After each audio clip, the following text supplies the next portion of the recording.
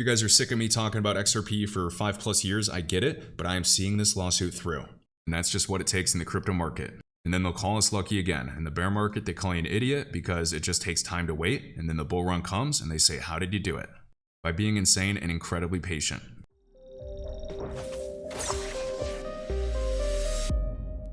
Hey, what is up guys? Kevin Cage here with another crypto update. If you hold XRP, ALGO, HBAR, or Casper, please watch all of this one. So first up, we have Algorand on the left-hand side and we have Bitcoin to the right. Now, per the weekly time frame, we can see, drawing a fib from the previous all-time high to its most recent low that we had in 2022, Bitcoin has officially reached the 236 Fibonacci retracement.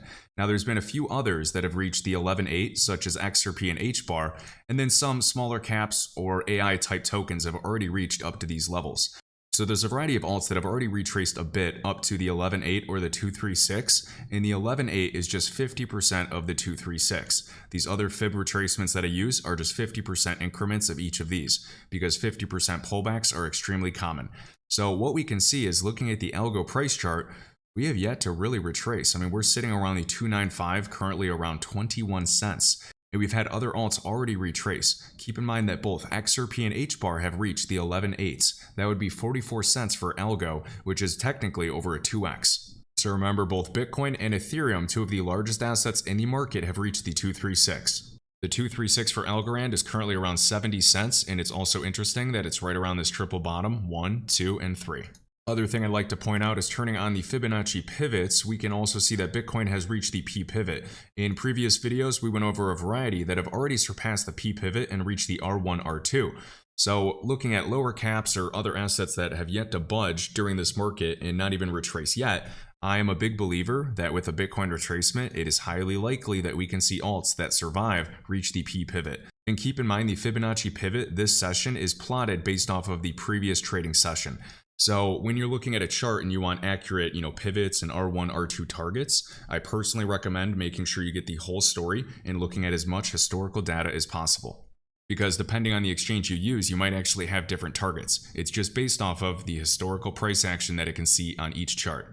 And just remember, on the daily time frame, we've had some alts reach the 500-day MA, such as Bitcoin, whereas the 500-day MA for ALGO is basically heading towards 50 cents, yet to even retrace. And just looking at this, we can see a triple bottom for Bitcoin back in 2021. We can see obvious levels of resistance, which we also hit. Whereas ALGO's is right around that 70-cent level, which I do believe is a huge confluence if you guys are looking for upper price targets when the market finally wakes up again, because it's right around that 236 level, right there. Now, last week we shared this chart of ALGO versus Ultra. So we have UOS on the left on the 5-day versus ALGO on the 5-day on the right-hand side. Now, we have very similar Fibonacci retracement targets and confluences here, both rejecting the 11.8 fib, coming back up to the 5.9, and then consolidating on the 2.95. Now, both of these alts were around 21 to 23 cents, and we can see their respective targets above would be 30 cents and 44 cents. 30 cents and 44 cents for ALGO exactly.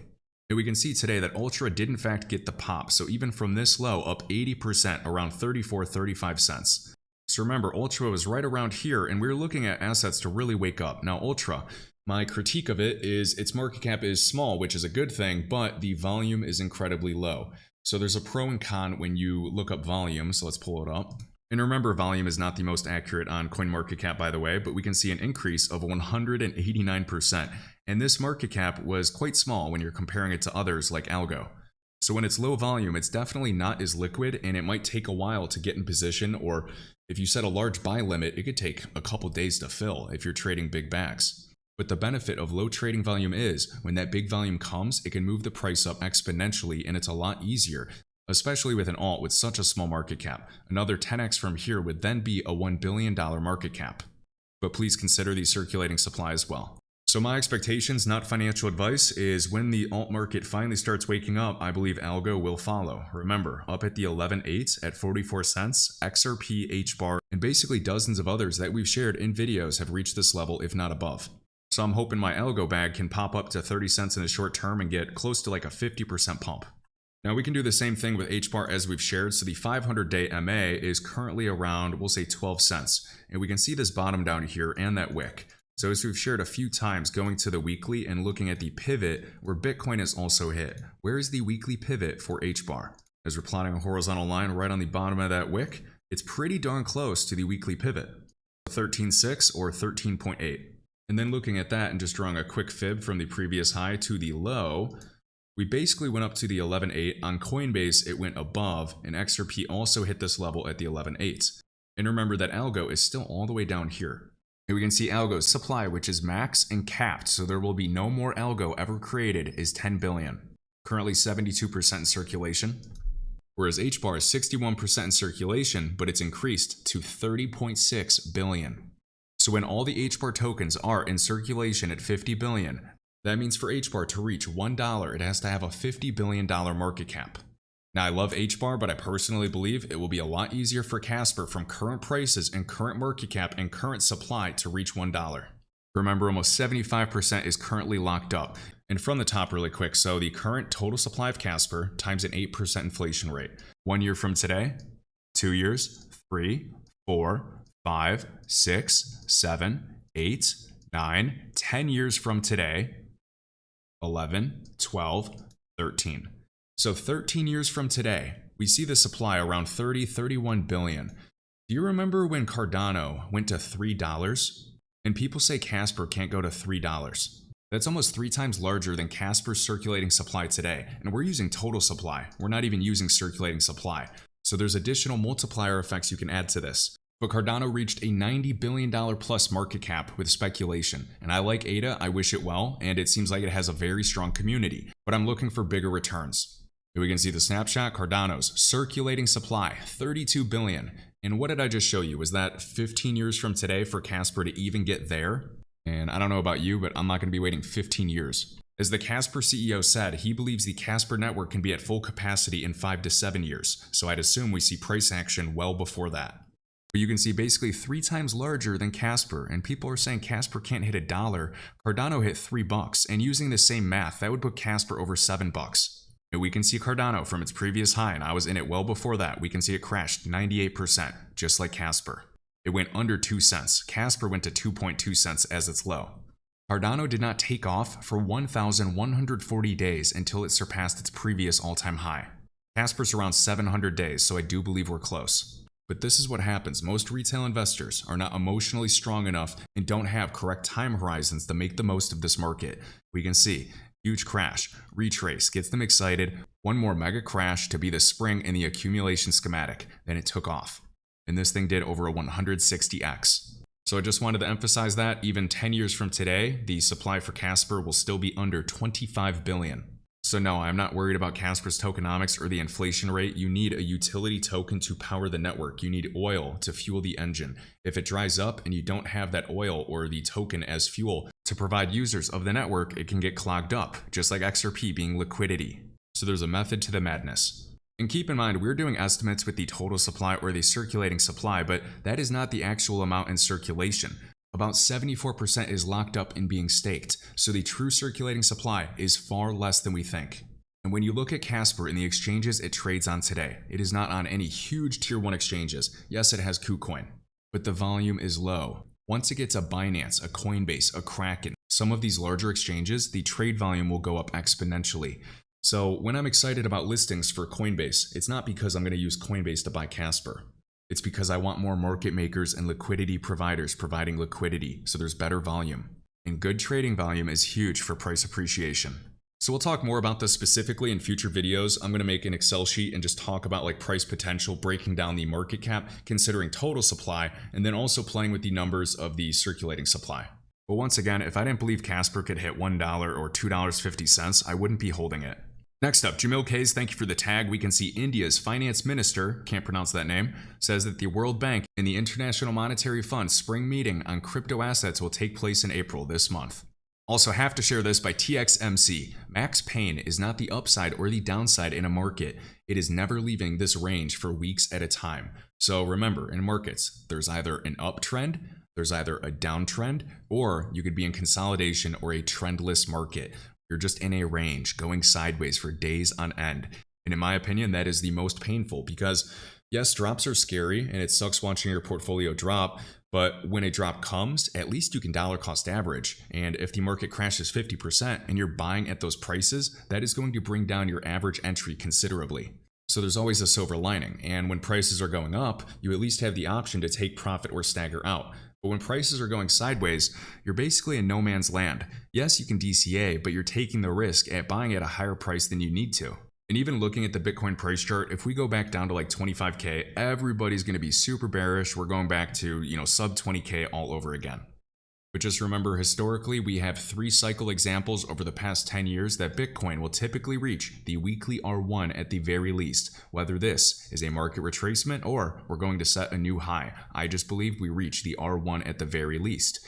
We have in tandem the Bitcoin halving, we have NASDAQ opening crypto trading, we have Fidelity opening crypto trading to retail investors. I could go on and on. We have spot ETFs, the SEC going back and forth with regulatory overreach.